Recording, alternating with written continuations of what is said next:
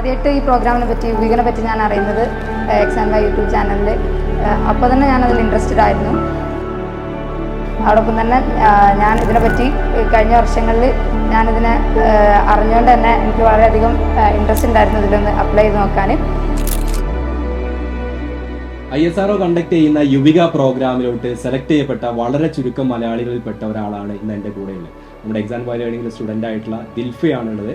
ISRO യുവിക എന്ന് പറയുന്നത് 9th സ്റ്റാൻഡേർഡിൽ പഠിക്കുന്ന ഇന്ത്യയിലെ മിടുക്കരായ വിദ്യാർത്ഥികൾക്ക്, അതിലും വളരെ എക്സ്ക്ലൂസീവ് ആയിട്ട് 350 സ്റ്റുഡൻസിന് മാത്രമായിട്ട് ഓൾ ഓവർ ഇന്ത്യ കിട്ടുന്ന ഒരു ഓപ്പർച്യൂണിറ്റിയാണ്. അതിൽ തന്നെ മലയാളികൾ വളരെ കുറഞ്ഞ പേര് മാത്രമാണ് സെലക്ട് ചെയ്യപ്പെട്ടുള്ളത്. അപ്പോൾ ദിൽഫയുടെ ആ ഒരു ജേർണിയും ആ ഒരു എക്സ്പീരിയൻസും ഒക്കെ എങ്ങനെയായിരുന്നു എന്നുള്ളതാണ് ഇന്നത്തെ ഈ ഒരു വീഡിയോയിൽ നമ്മൾ കാണാൻ പോകുന്നത്. T-10 seconds. 10, 9, 8. We have ignition.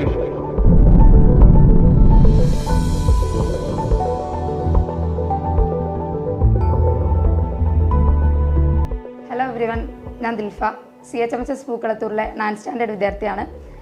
2024 Yuvika win ചെയ്യാൻ എനിക്കും സാധിച്ചു. അതിൻ്റെ ഭാഗമായിട്ട് ISRO സന്ദർശിക്കാൻ എനിക്കൊരു അവസരം കിട്ടി. അതിൽ ഞാൻ വളരെയധികം ഹാപ്പിയാണ്. യുവിക ഈ പ്രോഗ്രാമിനെ പറ്റി ഞാൻ ആദ്യമായിട്ട് അറിയുന്നത് ഞാൻ 8th സ്റ്റാൻഡേർഡിൽ പഠിക്കുമ്പോൾ എക്സാം വൈ യൂട്യൂബ് ചാനലിൽ നിന്നാണ്. അതോടൊപ്പം ആ സമയത്ത് തന്നെ ഞാൻ വളരെയധികം ഇൻട്രസ്റ്റഡ് ആയിരുന്നു ഇതിൽ ഒന്ന് അപ്ലൈ ചെയ്യാൻ. ഈ വർഷം എക്സാം വൈയിൽ നിന്ന് കിട്ടിയ നോട്ടിഫിക്കേഷൻസും അതുപോലെ തന്നെ എൻ്റെ ക്ലാസ് സാർ ഷാജി സാർ ഇട്ട് തന്ന യുവികനെ കുറിച്ചുള്ള വിവരങ്ങളും ഒക്കെ വെച്ചിട്ടാണ് ഞാൻ യുവിക അപ്ലൈ ചെയ്യാനായിട്ട് ഞാൻ റെഡി ആവുന്നത്.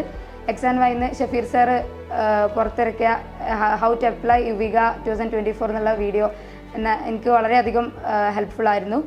യുവിക എങ്ങനെ രജിസ്റ്റർ ചെയ്യാം എന്നുള്ളതിൻ്റെ ബേസിക് നോളേജ് എനിക്ക് അതിൽ നിന്നാണ് ലഭിച്ചത്. ഈ അവസരത്തിൽ ഞാൻ വളരെയധികം ഹാപ്പിയാണ്. ഒരുപാട് സർട്ടിഫിക്കറ്റ്സ് അപ്ലോഡ് ചെയ്യാനുണ്ടായിരുന്നു അതിൻ്റെ രജിസ്ട്രേഷൻ സമയത്ത്. അതോടൊപ്പം തന്നെ ഒരു 30 ക്വസ്റ്റ്യൻസ് അടങ്ങുന്ന ഒരു ക്യൂസ് അറ്റൻഡ് ചെയ്തതിനു ശേഷം ആണ് ഈ സർട്ടിഫിക്കറ്റ് അപ്ലോഡ് ചെയ്യേണ്ടത്. ഒളിമ്പിയാഡ് എക്സാംസിന് കിട്ടിയിട്ടുള്ള certificate, science fair, scout and guides, sports, ഇതൊക്കെയാണ് ഇതിൽ മെയിനായിട്ട് കൊടുക്കാനുള്ള സർട്ടിഫിക്കറ്റ്സ്. ഞാൻ ഒളിമ്പിയാഡ് എക്സാമിൽ ഓർ ഇക്വാലൻ്റ് എക്സാം എന്നുള്ള ഇതിൽ ഞാൻ കൊടുത്തിട്ടുള്ള സർട്ടിഫിക്കറ്റ് ഞാൻ USS വിന്നറായിരുന്നു. അതോടൊപ്പം തന്നെ USSലെ ഗിഫ്റ്റഡ് സ്റ്റുഡൻ്റ് ആയിരുന്നു. അപ്പോൾ അതിൻ്റെ USSൻ്റെ സർട്ടിഫിക്കറ്റും ഗിഫ്റ്റഡ് സ്റ്റുഡൻ്റ് ആണ് എന്നുള്ളതിൻ്റെ ഒരു എവിഡൻസ് കാണിക്കുന്ന ഒരു സ്ക്രീൻഷോട്ടാണ് ഞാൻ കൊടുത്തിട്ടുണ്ടായിരുന്നത്. അതോടൊപ്പം തന്നെ സ്കൗട്ട് ആൻഡ് ഗൈഡ്സ് തൃതീയ സോപാൻ പാസ്സാണ്, അപ്പോൾ അതിൻ്റെയും സർട്ടിഫിക്കറ്റ് കൊടുത്തു. അതോടൊപ്പം തന്നെ സയൻസ് ഫെയറിൽ കഴിഞ്ഞ വർഷം ഈ വർഷം ഡിസ്ട്രിക്ട് ലെവലിൽ A ഗ്രേഡ് കിട്ടി, അപ്പോൾ അതിൻ്റെയും സർട്ടിഫിക്കറ്റ് കൊടുത്തു. ഇങ്ങനെയൊക്കെയാണ്. അതോടൊപ്പം തന്നെ ഒരു നിയോജകമണ്ഡലം, മലപ്പുറം നിയോജകമണ്ഡലം തല നടന്ന ഒരു സയൻസ് ക്യൂസിൽ ഫസ്റ്റ് ഉണ്ടായിരുന്നു, അതിൻ്റെ സർട്ടിഫിക്കറ്റും കൊടുത്തു.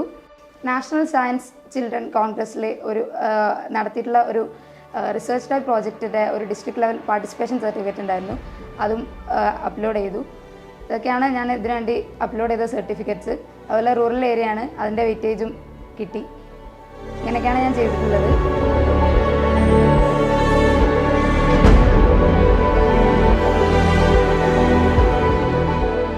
അപ്പോൾ നമ്മുടെ എക്സാം വൈയിൽ ഇപ്പോൾ കഴിഞ്ഞ വർഷമൊക്കെ അല്ലേ നമ്മുടെ മെൻറ്റേഴ്സുമായിട്ടും ടീച്ചേഴ്സായിട്ടും നല്ലൊരു സപ്പോർട്ട് കിട്ടിയിട്ടുണ്ടാവും. അപ്പോൾ അത് എങ്ങനെ ഉണ്ടായിരുന്നു? ദിൽഫയുടെ അക്കാഡമിക് ജേർണിയിൽ എത്രമാത്രം ഹെൽപ്പ് ചെയ്തിട്ടുണ്ട്? അടിപൊളിയായിരുന്നു. നമ്മൾ ക്ലാസ്സുകൾ കണ്ട് ഇടയ്ക്ക് ഇങ്ങനെ പെൻഡിങ് പോർഷൻസ് ഒക്കെ വരുമ്പം നമുക്ക് മോട്ടിവേഷൻ തരും.